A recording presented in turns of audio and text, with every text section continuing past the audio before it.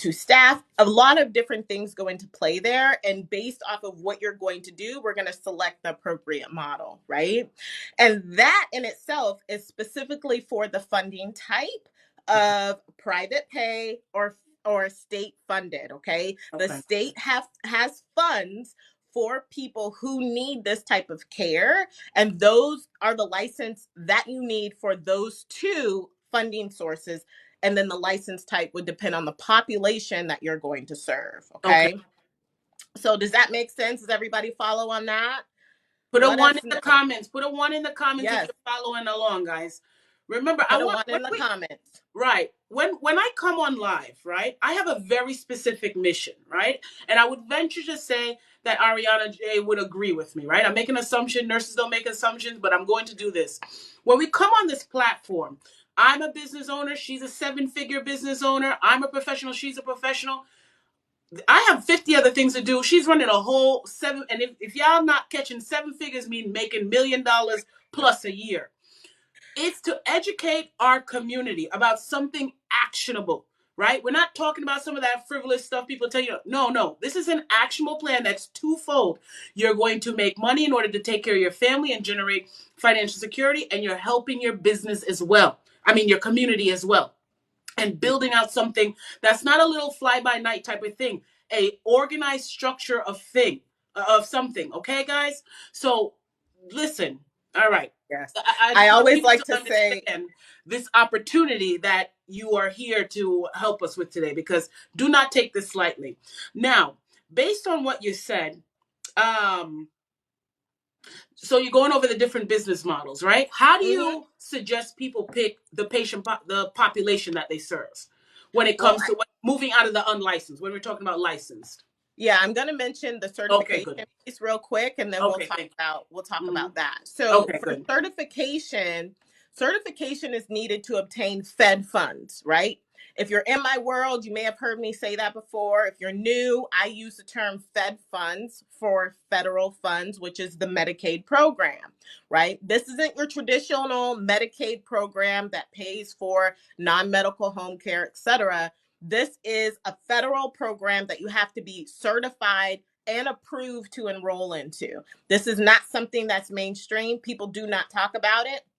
And so I'm introducing this to the world that this is something that you can do. Within certified services, you have a variety of residential and non residential services.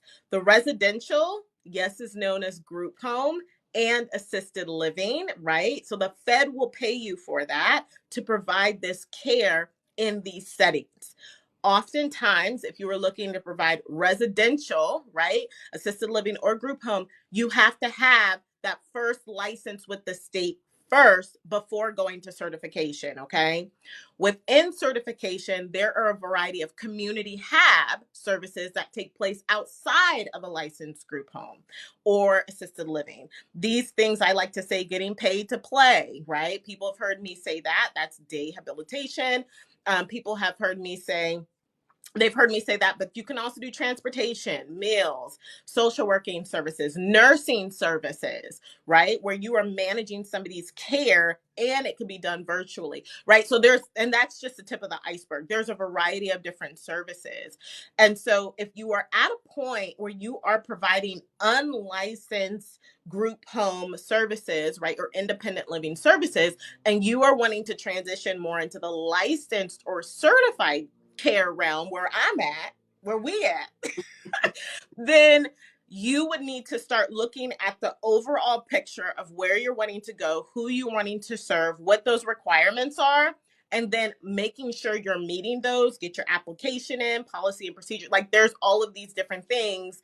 And it can be a lot to do. It can be overwhelming. And so what I do is I support aspiring and current providers who want to start, grow, or scale their licensed assisted living group home or community hab business, make powerful positive impact within their local community, and build wealth through care. So that's what I am here to do on these internet streets. So that's where it's at. All right, fantastic. So based on what you said, I know a few people said in here, you kind of touched on it a little bit, about, starting in one spot, and then once you get there, you're making the determination on how to find clients. But a few people asked about, how do you find specific clientele, like specific populations? Yeah, that's a great question. And what I'm going to tell you, or the individuals who are asking, every anybody can find the clients, right? What people struggle with is knowing the client journey into their care, Mm, right? That's what they struggle with. So I struggled with it too. I was marketing to the wrong people. But once you identify a client's journey to find your care, you market to the person who places your ideal client, period. And a lot of people struggle with this. I have a framework, it's called the Marketing Magic Method, that teaches you how to backtrack and find the person who places your ideal client along with your client journey, and how to appropriately market to that person. There's no reason why people are in the red and not in the black. They're just not marketing themselves correctly. And it's understandable. And I'm here to help them fix that if they want to. excellent. And I just want to piggyback off of what you said. If you guys were in my live this morning, I did the live this morning about starting your own furnished rentals, but from the space of starting with what you have, right?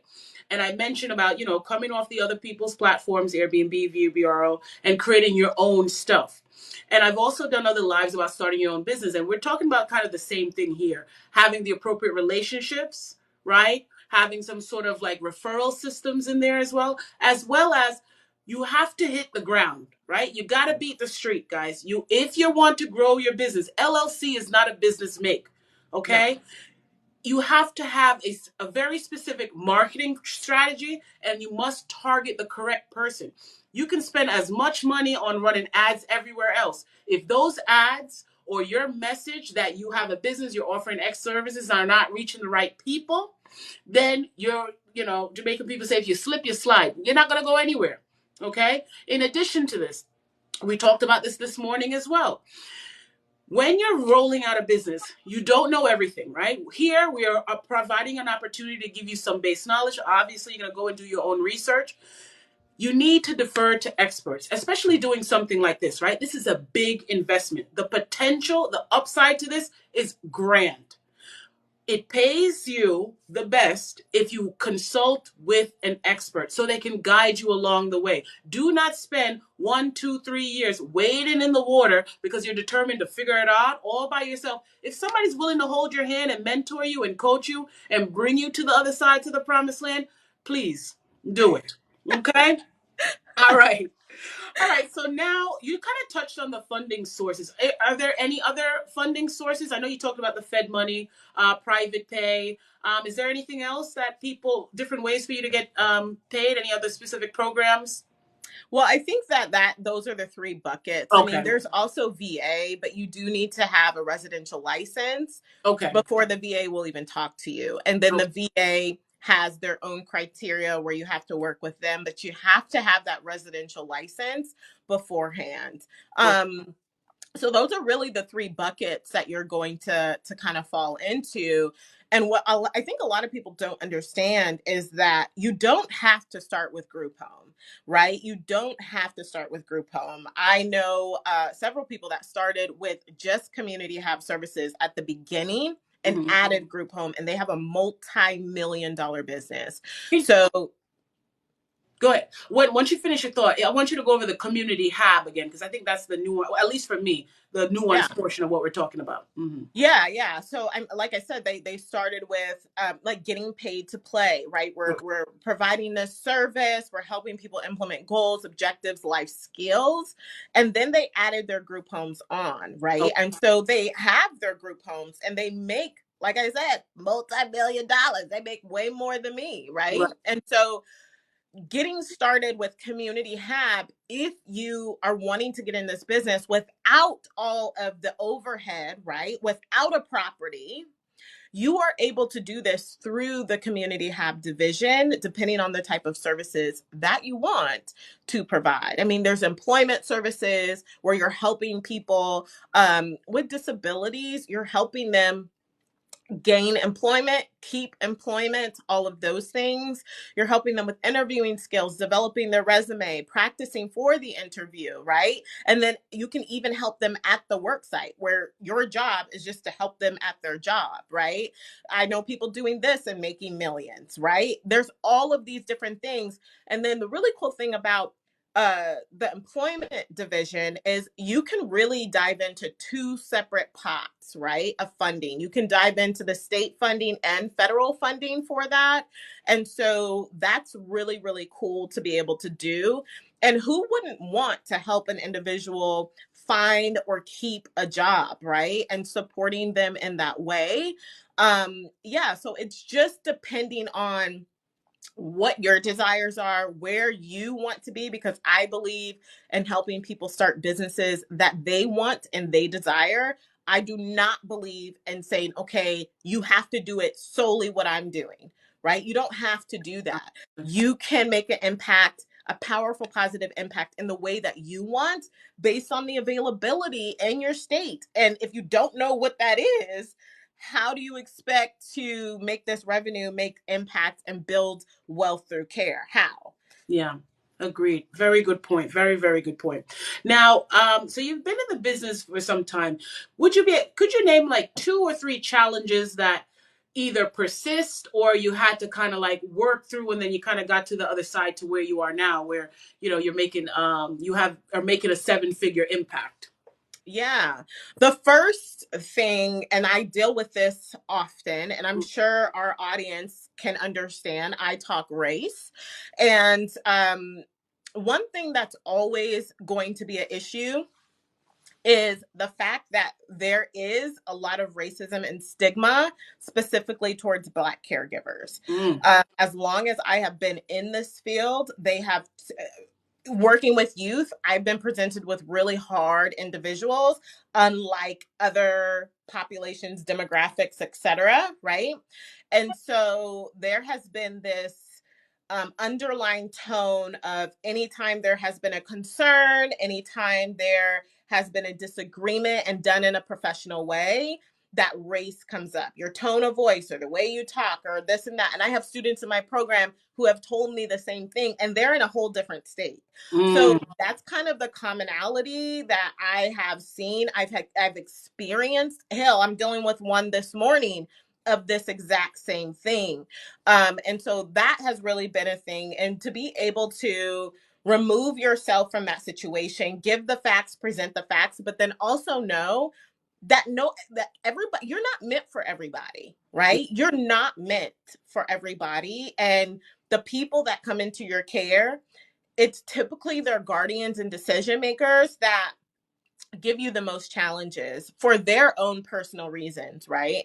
And so to be able to remain professional, take your feelings out of it, work with them on that individual, with the individual about their quality of life, but ultimately know that if it is not the right fit, it is not the right fit. And very, it can be the right fit because people are racist. You know what I mean? mm, And to be and I just talk facts. I just yeah.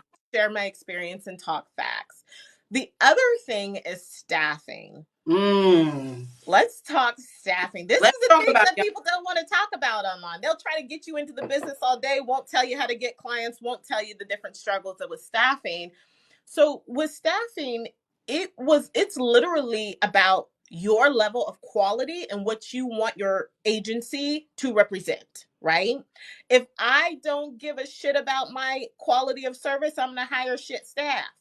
I'm just going to say it. If I care about my quality, and my business has the word premier in it, I Hello. care about that, I'm Hmm. going to hire quality individuals, and that might mean I need to pay more, right? Yes. That's what that means. And so staffing is always going to be challenging, and it is what it is, and you just keep rolling with it. We've been in business for over 6 years, and yay, I know our first $1 million year was in 2020. Come on and now. and staffing's been a challenge at the very beginning, and it's going to still be challenging, and that's the life of an entrepreneur that I have signed up for. Yes, indeed. And you're definitely making a definite impact. Guys, if you're just joining in or you came in at the tail end, it's like night nurses on TikTok again. Dang, girl, you don't gotta go to work. No, not today.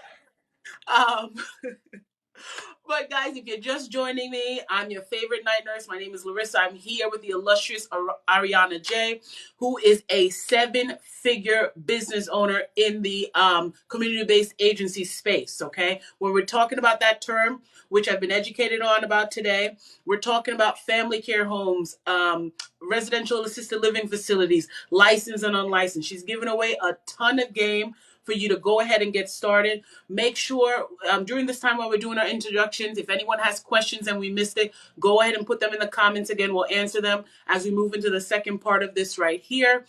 Make sure you tap in the screen. Guys, the tapping of the screen is not for our egos. If you can tell, you have two confident black women on the screen. It's for the algorithm.